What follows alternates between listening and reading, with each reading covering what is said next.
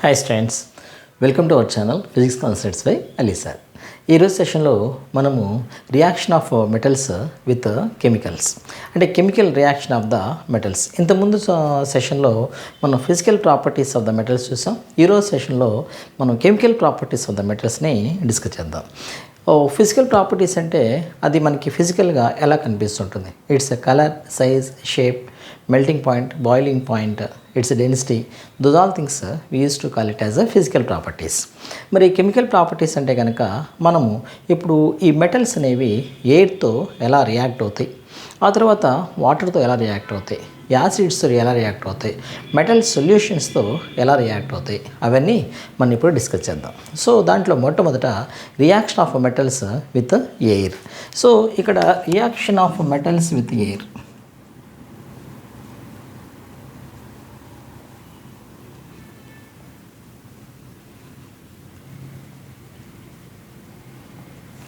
So జనరల్గా మనం మెటల్స్ని కనుక reaction of metals with air అంటే reaction of metals with oxygen తీసుకుంటాం.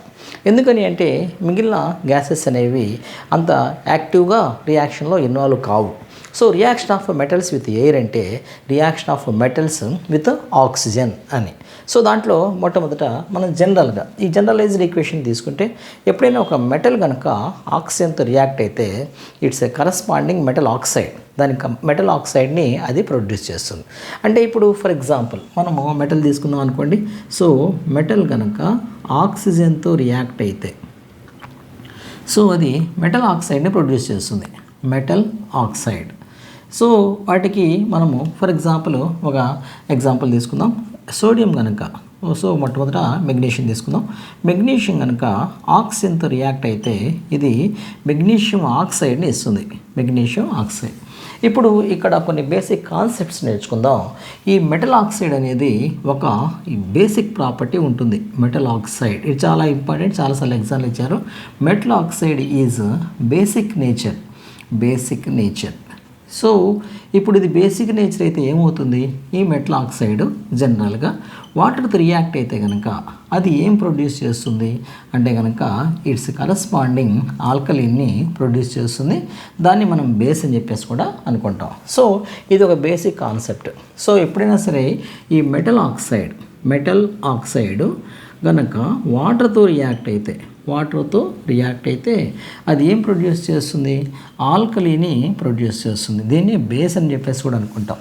బేస్కి ఆల్కలీకి డిఫరెన్స్ ఏంటంటే ఆల్కలీ అంటే the base which dissolves in water. అన్ని బేసెస్ వాటర్లో డిజాల్వ్ కావు, కొన్ని బేసెస్ మాత్రమే వాటర్లో డిజాల్వ్ అవుతాయి. ఏవైతే బేసెస్ వాటర్లో డిజాల్వ్ అవుతాయో వాటిని మనం ఆల్కలీస్ అని చెప్పేసి అనుకుంటాం. సో జనరల్గా జరిగేటువంటి ప్రాపర్టీ మనకి ఈ విధంగా ఉంటుంది. సో వీటిలో మనము ఇక్కడ మెటల్ని మనం తీసుకుందాం. ఇంకా కొన్ని ఎగ్జాంపుల్స్ చూద్దాం. So highest reactive metals sodium కనుక ఆక్సిజన్తో రియాక్ట్ అయితే ఇది సోడియం ఆక్సైడ్ని ఇస్తుంది. అదే పొటాషియం కనుక ఆక్సిజన్తో రియాక్ట్ అయితే అది పొటాషియం ఆక్సైడ్ని ఇస్తుంది. ఓకే, ఇవన్నీ కూడా జనరల్గా ఏ మెటల్ అయినా సరే most of the metals 99.9% metals ఆక్సిజన్తో రియాక్ట్ అవుతాయి, అవి మెటల్ ఆక్సైడ్స్ని ప్రొడ్యూస్ చేస్తాయి. అయితే ఇప్పుడు మనము కొన్ని మెటల్స్ తీసుకుందాం. ఫర్ ఎగ్జాంపుల్ అల్యూమినియం తీసుకున్నాం అనుకోండి. అల్యూమినియం కనుక ఆక్సిజన్తో రియాక్ట్ అయితే అది అల్యూమినియం ఆక్సైడ్ని ఇస్తుంది, Al2O3. ఓకే, ఇక్కడ ఇది Al2O3 ఇస్తుంది కాబట్టి మనము ఇక్కడ తీసుకుంటే సో దాన్ని బ్యాలెన్స్ చేస్తే మనకి ఈ విధంగా వస్తుంది. అల్యూమినియం కనుక ఇక్కడ దీన్ని కూడా మనం బ్యాలెన్స్ చేద్దాం. ఇక్కడ మనకి ఈ విధంగా ఈక్వేషన్ వస్తుంది. అల్యూమినియం ఆక్సిజన్తో రియాక్ట్ అయితే అల్యూమినియం ఆక్సైడ్ వస్తుంది. ఓకేనా, ఈ అల్యూమినియం ఆక్సైడ్ జనరల్గా ఏ నేచర్ ఉండాలి, బేసిక్ నేచర్ ఉండాలి. సో దాని ప్రాపర్టీస్ చూద్దాం. ఇది బేసిక్ నేచర్ అయితే ఏమవుతుంది, Al2O3 కనుక ఇది బేస్ కాబట్టి ఇక్కడ ఇది యాసిడ్తో రియాక్ట్ అయిందనుకోండి, అప్పుడు మనకి ఏం ప్రొడ్యూస్ చేస్తుంది, AlCl3 ప్లస్ H2O. ఇక్కడ చూడండి, ఇదేంటి, మనం మెటల్ ఆక్సైడ్ అనేది బేసిక్ ప్రాపర్టీ కాబట్టి ఇది బేస్ తీసుకుందాం. ఇదేంటి, యాసిడ్. ఈ రెండు కలిసి మనకి ఏమొస్తున్నాయి, సాల్ట్ ప్లస్ వాటర్ ఇస్తుంది. ఇది జనరల్గా జరిగేటువంటి ఈక్వేషన్. అయితే ఈ అల్యూమినియం ఆక్సైడ్ ఇక్కడ Al2O3 ఇంకా దేంతో కూడా రియాక్ట్ అవుతుంది, ఒక బేస్తో కూడా రియాక్ట్ అవుతుంది. సో బేస్తో కూడా రియాక్ట్ అయ్యి మనకి ఏమి ఈక్వేషన్ ఇస్తుంది, NaAlO2. దీంతో పాటుగా మనకి వాటర్ కూడా ఇస్తుంది, సోడియం అల్యూమినేట్ అని చెప్పేసి మనం అనుకుంటాం.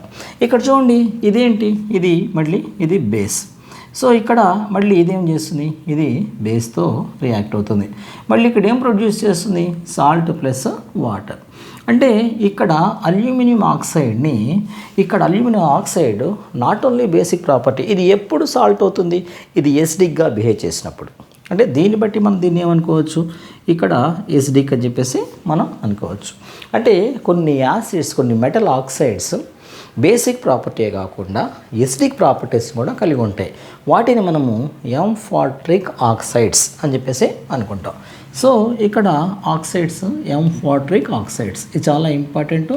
ఎంఫార్ట్రిక్ ఆక్సైడ్స్, ఎంఫార్ట్రిక్ ఆక్సైడ్స్ అంటే ఏంటి, oxides, the metal oxides, the metal oxides which exists as acid and base. అంటే కొన్ని మెటల్ ఆక్సైడ్స్ ఏం చేస్తాయి అంటే కనుక అవి యాసిడ్ లాగా పనిచేస్తుంటాయి, ఆ తర్వాత బేస్ లాగా కూడా పనిచేస్తుంటాయి. సో ఇది చాలా ఇంపార్టెంట్ అది. సో మెటల్ ఆక్సైడ్స్ కనుక, కొన్ని మెటల్ ఆక్సైడ్స్ అవి ఏం చేస్తాయి అంటే కనుక ఆక్సిజన్తో రియాక్ట్ అయ్యి మెటల్ ఆక్సైడ్ని ఇస్తుంది. ఆ మెటల్ ఆక్సైడ్ ఎసిడిక్ ప్రాపర్టీ ఉంటుంది, బేసిక్ ప్రాపర్టీ కూడా ఉంటుంది. అటువంటి వాటిని మనము ఎంఫార్ట్రిక్ ఆక్సైడ్స్ అని చెప్పేసి అనుకుంటాం. ఓకే, ఆ తర్వాత ఇప్పుడు మళ్ళీ కొన్ని మెటల్ ప్రాపర్టీస్ చూద్దాం. దీంట్లో మెటల్ ప్రాపర్టీస్ చూసేటప్పుడు ఇక్కడ జనరల్గా మనకి ఈ మెటల్ అల్యూమినియము, ఆ తర్వాత జింక్, ఇవన్నీ కూడా మెటల్, ఐరన్, ఇవన్నీ ఎప్పుడైతే కనుక ఆక్సిజన్తో రియాక్ట్ అవుతాయో వాటి మీద ఒక ఆక్సిజన్ లేయర్ ఏర్పడుతుంది. సో అది ఆక్సైడ్ అంటే చెప్పి, ఆ మెటల్ ఆక్సైడ్ అని చెప్పేసి అనుకుంటాం. ఫర్ ఎగ్జాంపుల్ ఇక్కడ ఇది ఒక ఐరన్ అనుకోండి, ఈ ఐరన్ బార్. ఈ ఐరన్ బార్ అయితే కనుక ఈ ఐరన్ బార్ ఏం చేస్తుంది, ఇక్కడ అట్మాస్ఫియర్లో ఉన్నటువంటి ఆక్సిజన్తో రియాక్ట్ అయ్యి దీని మీద ఐరన్ ఆక్సైడ్, ఫెరస్ ఆక్సైడ్ అనేటువంటి ఒక లేయర్ ఏర్పరుస్తుంది. ఈ లేయర్ ఏం చేస్తుంది, ఫర్దర్గా ఆక్సిడేషన్ జరగకుండా ఈ ఆక్సైడ్ లేయర్ అనేది ఒక ప్రొటెక్టివ్ లేయర్ లాగా పనిచేస్తుంది. అంటే ఇక్కడ ఒక షీల్డ్ ఉన్నట్టు, ఇది షీల్డ్ లాగా పనిచేసి ఇక్కడ ఫర్దర్గా దీన్ని ఆక్సిడేషన్ జరగకుండా చేస్తూ ఉంటుంది. ఇది ఒకటి. ఆ తర్వాత ఇప్పుడు మనము జనరల్గా ఎక్కువగా వాడేటువంటి ఆక్సిడేషన్ వల్ల, ఈ ఆక్సిడేషన్ వల్ల వచ్చేటువంటి ఇంకొక బెస్ట్ అప్లికేషన్ ఏంటంటే ఎనోడైజింగ్. ఇక్కడ చూడండి, ఎనోడైజింగ్ అంటే ఏంటో చూద్దాం. ఇప్పుడు చాలా ఇంపార్టెంట్ ఇది ఎనోడైజింగ్. సో ఇక్కడ ఎనోడైజింగ్ అంటే ఏంటి అంటే కనుక oxidation of aluminium metal is called as anodising. అంటే ఇప్పుడు ఫర్ ఎగ్జాంపుల్ జస్ట్ ఎనోడైజింగ్ అనేది అల్యూమినియం మెటల్తో మాత్రమే జరుగుతుంది. దీని మీనింగ్ ఏంటి, అసలు ఎలా జరుగుతుందంటే కనుక ఇది ఒక అల్యూమినియం అనుకోండి. ఈ అల్యూమినియం కనుక ఓపెన్ అట్మాస్ఫియర్లో ప్లేస్ చేసినప్పుడు దీని మీద ఒక ఆక్సిజన్ లేయర్ ఏర్పడుతుంది. దీన్ని అల్యూమినియం ఆక్సైడ్ అని చెప్పేసి అనుకుంటాం. ఈ అల్యూమినియం ఆక్సైడ్ ఏం చేస్తుంది, ఒక ప్రొటెక్టివ్ లేయర్ లాగా పనిచేస్తుంది. దాంతోపాటుగా ఏం చేస్తుంది, ఇది మంచి షైనింగ్ కూడా ఇస్తుంది. ఈ ప్రాసెస్నే మనము oxidising of aluminium to form aluminium oxide. when aluminum is reacting with oxygen, it produces its oxide. ఆ ప్రొడ్యూస్ అయినటువంటి ఆక్సైడ్ ఈ అల్యూమినియం మీద లేయర్ లాగా ఉంటుంది. దీన్ని మనము ఎనోడైజింగ్ అని చెప్పేసి అనుకుంటాం. ఇక్కడ ఎనోడైజింగ్ అనేది మనకి ఇది ఏ విధంగా బెనిఫిట్ అవుతుంది అంటే కనుక, ఈ ఎనోడైజింగ్ జరిగినప్పుడు అల్యూమినియం మీద ఏర్పడేటువంటి మెటల్ ఆక్సైడ్ లేయర్ చాలా స్ట్రాంగ్గా ఉంటుంది. అందులో ఫర్దర్గా ఏమవుతుందంటే దాని మీద మనం కొన్ని కలర్స్ వేసి దాన్ని మన ప్రాక్టికల్ లైఫ్లో మనం యూజ్ చేసుకోవచ్చు. ఇప్పుడు ఫర్ ఎగ్జాంపుల్ దీన్ని లార్జ్ స్కేల్లో తయారు చేయాలంటే కనుక మనం ఏదైనా సరే ఒక బేకర్, దాన్ని వోల్టామీటర్ కానీ, అంటే ఏదైనా సరే ఒక బీకర్ కానీ వోల్టామీటర్ కానీ తీసుకొని దాంట్లో మనము ఇక్కడ ఒక ప్యూర్ మెటల్ని, ప్యూర్ అల్యూమినియం మెటల్ని యానోడ్ కింద తీసుకుంటాం. ఇంకొక ఏదైనా మెటల్ నేమో క్యాథోడ్ కింద తీసుకుంటాం. ఇక్కడ మనం ఈ రెండింటినీ కూడా మనం ఎప్పుడైతే ఒక సెల్తో కనెక్ట్ చేస్తామో, ఇప్పుడు ఈ అల్యూమినియం మీద ఒక ఆక్సిజన్, అల్యూమినియం దగ్గర నుంచి మళ్ళీ మనకి యానోడ్ నుంచి ఆక్సిజన్ ప్రొడ్యూస్ అవుతుంది. ఆ ప్రొడ్యూస్ అయినటువంటి ఆక్సిజన్ ఏం చేస్తుందంటే ఈ అల్యూమినియంతో రియాక్ట్ అయ్యి అల్యూమినియం ఆక్సైడ్ని ఏర్పరుస్తుంది. బీకర్ తీసుకున్నాం, దాంట్లో ప్యూర్ అల్యూమినియం మెటల్ తీసుకున్నాం, దాన్ని మనం యానోడ్ కింద తీసుకుందాం, ఇంకొక క్యాథోడ్ తీసుకుందాం. ఈ రెండింటిని కూడా మనం ఏదైనా సరే ఒక బ్యాటరీకి కనెక్ట్ చేద్దాం. కనెక్ట్ చేసి ఇక్కడ సొల్యూషన్ ఉంటుంది, బీకర్లో సొల్యూషన్ కూడా ఉంటుంది. సో కనెక్ట్ చేసినప్పుడు ఎప్పుడైతే బ్యాటరీకి కనెక్ట్ అవుతుంది, స్విచ్ ఆన్ చేసినప్పుడు దీని గుండా కరెంటు పాస్ అవుతుంది. బ్యాటరీ నుంచి వచ్చేటువంటి కరెంటు ఇక్కడ ఉన్నటువంటి అల్యూమినియం రాడ్ గుండా ట్రావెల్ చేస్తుంది. ఇమీడియట్గా అక్కడ ఆక్సిజన్ అనేది ప్రొడ్యూస్ అవుతుంది. ఆ ప్రొడ్యూస్ అయినటువంటి ఆక్సిజన్ అల్యూమినియంతో రియాక్ట్ అయ్యి అల్యూమినియం మీద ఒక లేయర్ లాగా ఏర్పడుతుంది. ఇట్లా ఫర్దర్గా ఈ అల్యూమినియం మీద లేయర్ అనేది ఏర్పడటం అనేది చాలా గ్రాడ్యువల్గా పెరుగుతూ ఉంటుంది. ఆ తర్వాత మనం వాటిని తీసేసి ఆ తర్వాత ఈ యానోడ్ని తీసి, యానోడ్ అంటే ఏంటి, అల్యూమినియం తీసుకున్నాం. ఆ యానోడ్ని తీసుకుని మనము మన ప్రాక్టికల్ లైఫ్లో మనకి ఎక్కడైతే కనుక మనకు అవసరం ఉందో వాటిని యూజ్ చేసుకుంటాం. ఇక్కడ దీనికి ఏం చేస్తాం అంటే మళ్ళీ మనము కొంచెం కలర్స్ యాడ్ చేసుకుని యూజ్ చేస్తాం. దీన్ని మనం ఎనోడైజింగ్ అని చెప్పేసి అనుకుంటాం. ఎనోడైజింగ్ అనేది అల్యూమినియంతో జరుగుతుంది. ఎనోడైజింగ్ అంటే అల్యూమినియం మీద ఆక్సైడ్ లేయర్ ఏర్పరచడాన్ని ఎనోడైజింగ్ అని చెప్పేసి అనుకుంటాం. ఆ తర్వాత మళ్ళీ ఇప్పుడు మరి అన్ని మెటల్స్ ఆక్సిజన్తో రియాక్ట్ అవుతాయి అంటే కనుక ఇప్పుడు ఐరన్ ఉంది. ఐరన్ కనుక మనం గవాలన ఐరన్ ఏమవుతుందంటే ఫైర్ని క్యాచ్ చేయలేదు అది. కానీ ఐరన్ని కనుక మనము పౌడర్ ఫామ్లో చేసినప్పుడు అటు స్ప్రింకిల్ చేస్తే ఐరన్ అనేది ఫైర్ని క్యాచ్ చేస్తుంది. ఆ తర్వాత కాపరు, ఇక్కడ ఉన్నటువంటి కాపర్ ఉందనుకోండి, ఇంకా కాపర్ ఏమవుతుందంటే ఆక్సిజన్తో కూడా అది రియాక్ట్ కాదు. కానీ మనము కొన్ని మెటల్స్ మీద కాపర్ని మోల్టెన్ స్టేట్లో దాన్ని యాడ్ చేయొచ్చు. అదొక లేయర్ లాగా ఏర్పడుతుంది. అంటే ఫర్ ఎగ్జాంపుల్ ఏదైనా సరే ఒక మెటల్ తీసుకుందాం, దీని మీద మనం కాపర్ లేయర్ వేయాలి. అప్పుడు ఏం చేస్తాం, కాపర్ని మోల్టెన్ స్టేట్లో తీసుకుంటాం. మోల్టెన్ స్టేట్ అంటే liquid state of the metal. ఆ కాపర్ని బాగా హీట్ చేసినప్పుడు అది మోల్టెన్ స్టేట్లో అంటే లిక్విడ్ స్టేట్లోకి వస్తుంది. సాలిడ్ స్టేట్ నుంచి లిక్విడ్ స్టేట్లోకి వస్తుంది. ఆ వచ్చినటువంటి లిక్విడ్ స్టేట్ని దీని మీద మనము మెటల్ ఒక లేయర్ లాగా అప్లై చేయొచ్చు. ఆ విధంగా అది కాపర్ని కూడా మనం యూజ్ చేసుకోవచ్చు. అయితే కొన్ని మెటల్స్ అనేవి మనకి హీట్ చేసినా కూడా అవి ఆక్సిడేషన్కి ఇన్ఫ్లుయెన్స్ కావు. ఏమైందంటే అవి గోల్డ్, ప్లాటినము, సిల్వర్ ఇవన్నీ కూడా non reactive metals with oxygen. ఇదంతా కూడా అబౌట్ ఆక్సిజన్. అల్టిమేట్గా reaction of metal with oxygen అంటే మెటల్స్ ఎప్పుడైనా సరే ఆక్సిజన్తో రియాక్ట్ అయ్యి మెటల్ ఆక్సైడ్ని ఇస్తాయి. ఈ మెటల్ ఆక్సైడ్ అనేది బేసిక్ నేచర్ ఉంటుంది. ఈ బేసిక్ నేచర్ ఉంటుంది కాబట్టి ఇవి యాసిడ్స్తో రియాక్ట్ అయితే సాల్ట్ని, వాటర్ని ప్రొడ్యూస్ చేస్తాయి. కానీ కొన్ని మెటల్ ఆక్సైడ్స్ రెండు ప్రాపర్టీస్ ఉంటాయి. అటువంటి వాటిని ఎంఫోటరిక్ ఆక్సైడ్స్ అని చెప్పేసి మనం అనుకుంటాం. ఓకేనా. సో ఇక్కడ that is about the reaction of metals with air. ఇప్పుడు మనము reaction of metals with water. So ఇప్పుడు కనుక మనం మెటల్స్ తీసుకుంటే ఈ మెటల్స్ వాటర్తో రియాక్ట్ అయితే ఇవి ఏమేమి ప్రాపర్టీస్ వస్తాయి అన్నది మనం ఇప్పుడు చూద్దాం.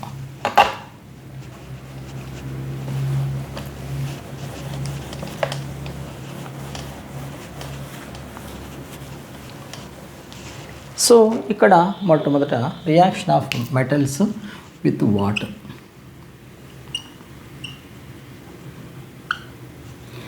సో జనరల్గా మనకి ఏంటంటే ఏదైనా సరే ఒక మెటల్ వాటర్తో రియాక్ట్ అయితే కనుక అది దాని మెటల్ ఆక్సైడ్, మెటల్ హైడ్రాక్సైడ్ని అంటే బేస్ని ఇస్తుంది. దాంతోపాటుగా హైడ్రోజన్ గ్యాస్ని కూడా ప్రొడ్యూస్ చేస్తుంది. అంటే metal reacting with water, metal oxide ఏర్పడి యాక్చువల్గా అయితే డైరెక్ట్గా మెటల్ హైడ్రాక్సైడ్ ఏర్పడి దాంతోపాటుగా హైడ్రోజన్ గ్యాస్ని ప్రొడ్యూస్ చేస్తుంది. అయితే అది మనం 2 స్టెప్స్లో రాసుకుంటాం. మెటల్ వాటర్తో రియాక్ట్ అయినప్పుడు మొట్టమొదట మెటల్ ఆక్సైడ్ ఏర్పడుతుంది. ఆ మెటల్ ఆక్సైడ్ ఫర్దర్గా వాటర్తో రియాక్ట్ అయ్యి మెటల్ హైడ్రాక్సైడ్ని ఏర్పరుస్తుంది.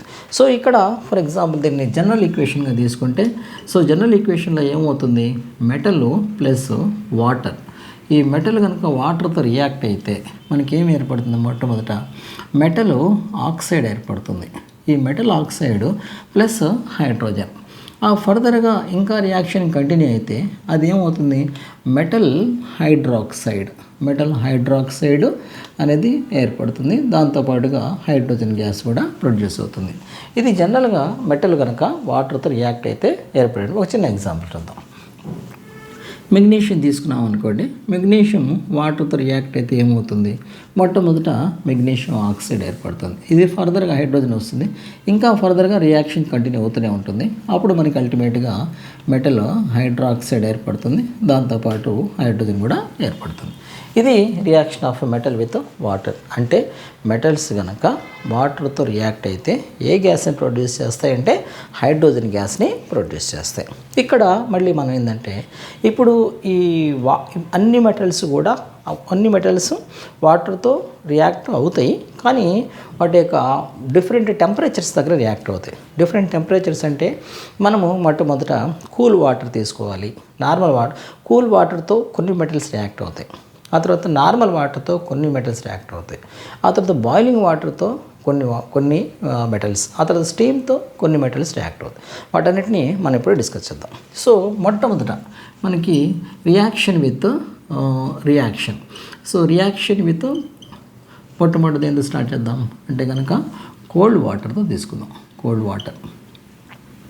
సో మనకి ఈ రియాక్షన్ అనేది పొటాషియం ఒకటి కోల్డ్ వాటర్తో రియాక్ట్ అయినప్పుడు ఇదేం చేస్తుంది? పొటాషియం హైడ్రాక్సైడ్ని దాంతోపాటుగా హైడ్రోజన్ గ్యాస్ని కూడా ప్రొడ్యూస్ చేస్తుంది.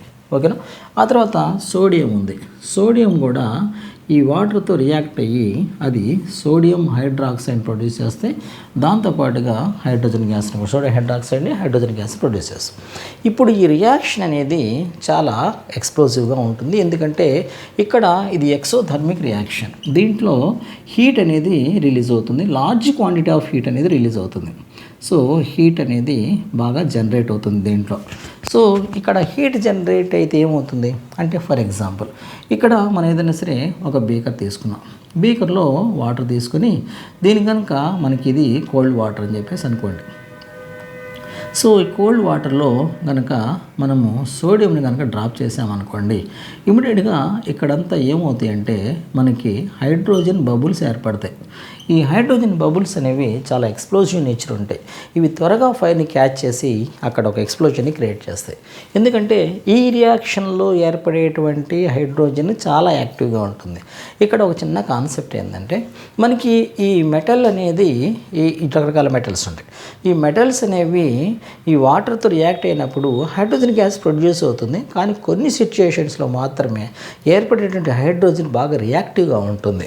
కొన్ని సిచ్యుయేషన్స్లో ఏర్పడే హైడ్రోజన్ అంత రియాక్టివ్గా ఉండదు. కానీ సోడియం పొటాషియం కనుక వాటర్తో రియాక్ట్ అయితే అవి ప్రొడ్యూస్ చేసేటువంటి హైడ్రోజన్ గ్యాస్ అనేది చాలా యాక్టివ్గా ఉంటుంది. అది ఇమీడియట్గా ఫైర్ని క్యాచ్ చేస్తుంది. దీన్ని మనం ఎక్సోథర్మిక్ రియాక్షన్ అని చెప్పేసి అనుకుంటాం. ఇంకొక చిన్న కాన్సెప్ట్ ఏంటంటే సోడియం కానీ పొటాషియం కానీ కేవలం కోల్డ్ వాటర్తో మాత్రమే ఈ రియాక్షన్లో ఇన్వాల్వ్ అవుతుంటాయి. ఓకేనా? That is about reaction with cold water. ఆ తర్వాత మళ్ళీ మనకి తర్వాత ఏమొస్తుంది? కోల్డ్ వాటర్ తర్వాత రియాక్షన్ విత్ నార్మల్ వాటర్. అంటే నార్మల్ వాటర్ అంటే కనుక జస్ట్ రూమ్ టెంపరేచర్ దగ్గర ఉన్నటువంటి వాటర్. సో ఇక్కడ రూమ్ టెంపరేచర్ దగ్గర నార్మల్ వాటర్ అంటే కాల్షియం తీసుకోవచ్చు. మనం కాల్షియం తీసుకుంటే కాల్షియము రూమ్ టెంపరేచర్ దగ్గర ఇదేం చేస్తుంది? ఇక్కడ కాల్షియం హైడ్రాక్సైడ్ ఏర్పరుస్తుంది. దీంతో పాటుగా అది హైడ్రోజన్ గ్యాస్ని కూడా ప్రొడ్యూస్ చేస్తుంది. అయితే ఇక్కడ ప్రొడ్యూస్ అయ్యేటువంటి హైడ్రోజన్ గ్యాస్ ఏం చేస్తుంది? ఇక్కడ ఉన్నటువంటి బీకర్ తీసుకుందాం. దీంట్లో మనం వాటర్ తీసుకున్న తర్వాత దీనికి కనుక మనం కాల్షియం యాడ్ చేస్తే ఈ బబుల్స్ దీని మీద హైడ్రోజన్ బబుల్స్ ఇట్లా దీని మీద ఫ్లోట్ అవుతూ ఉంటాయి. ఇవి అంత ఎఫెక్టివ్ కాదు. ఓకేనా? ఇక్కడ నార్మల్ వాటర్తో కాల్షియం. సో ఇది గుర్తుపెట్టుకోవాలి. సో క్వశ్చన్ అడుగుతారు మిమ్మల్ని, then what metal is reacting with normal water? Metal reacting with cold water ఎటువంటి రియాక్షన్ జరుగుతుంది అని చెప్పేసి అడుగుతారు. ఇప్పుడు కాల్షియం కనుక నార్మల్ వాటర్తో రియాక్ట్ అయితే అది ఎటువంటి ఎఫెక్ట్ ఇది ఎక్స్ప్రెస్ చేయదు. నార్మల్గా దాంట్లో హైడ్రోజన్ ఫామ్ అవుతుంది, కానీ ఆ ఫామ్ అయినటువంటి హైడ్రోజన్ ఎటువంటి ఎఫెక్ట్ ఉండదు. ఓకేనా. ఆ తర్వాత నెక్స్ట్ వన్ ఏంటంటే సో రియాక్షన్ విత్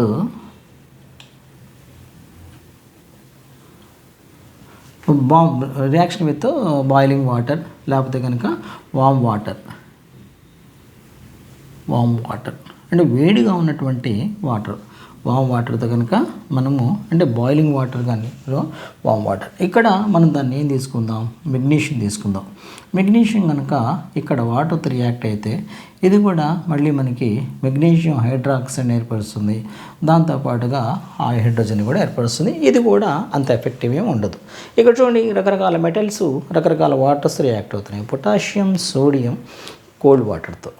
ఆ తర్వాత ఇప్పుడు నార్మల్ వాటర్తో వచ్చేటప్పటికల్లా మనకి కాల్షియం, అదే నార్మల్ వాటర్. అదే బాయిలింగ్ వాటర్ అయితే కనుక మెగ్నీషియం. సో మనకి ఈ విధంగా ఉంటుంది. ఆ తర్వాత ఇంకేం వాటర్ ఉంటుంది, కెన్ యూ గెస్ ఇట్?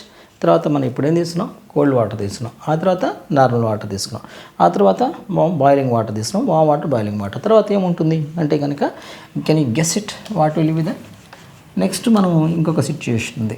ఆ సిచ్యుయేషన్కి మీరు ఇమాజిన్ చేయగలరా? జనరల్గా వాటర్ ఉంది, కోల్డ్ వాటర్ని కూల్ చేస్తే కోల్డ్ వాటర్ నుంచి నార్మల్ రూమ్ టెంపరేచర్ దగ్గరికి ఆ వాటర్ వస్తుంది. ఆ తర్వాత ఆ రూమ్ టెంపరేచర్ దగ్గర ఉన్న వాటర్ని మనం కొంచెం హీట్ చేస్తే బాయిలింగ్ వాటర్. దాని తర్వాత ఇంకా హీట్ చేస్తే ఫర్దర్గా అది ఏమవుతుంది, స్టీమ్ అవుతుంది. ఇప్పుడు స్టీమ్తో reaction with steam.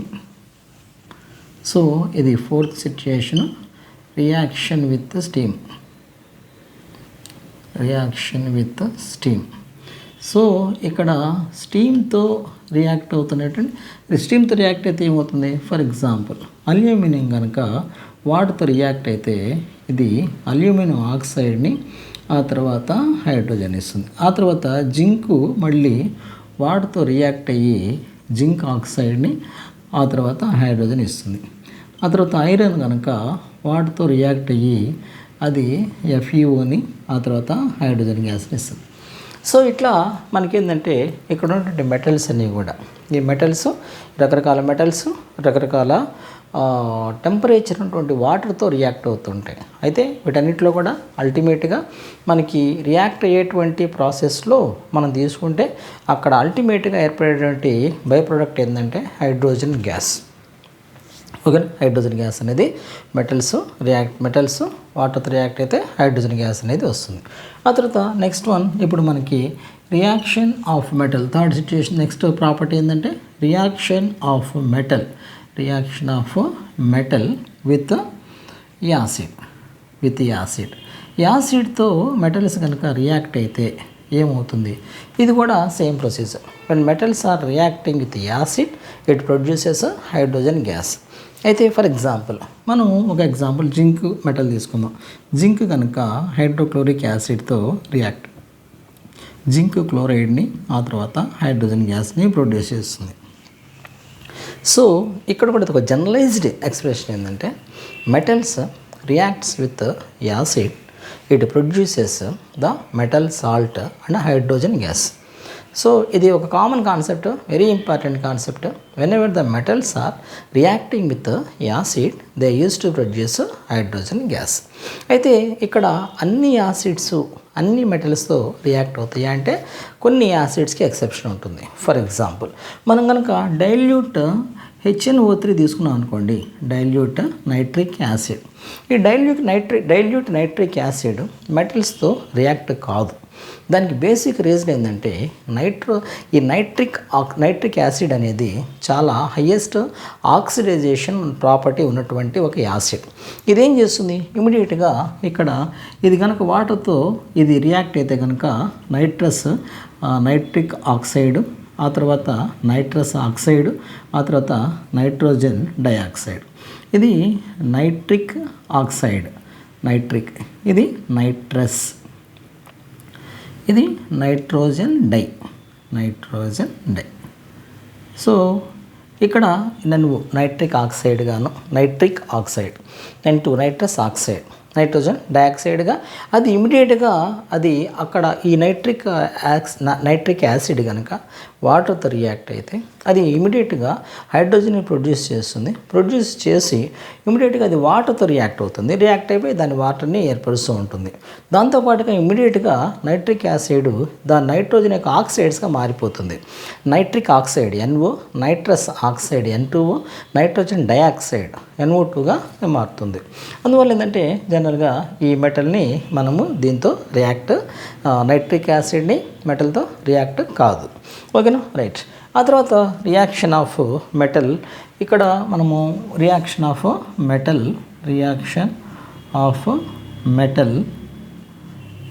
With metal salt,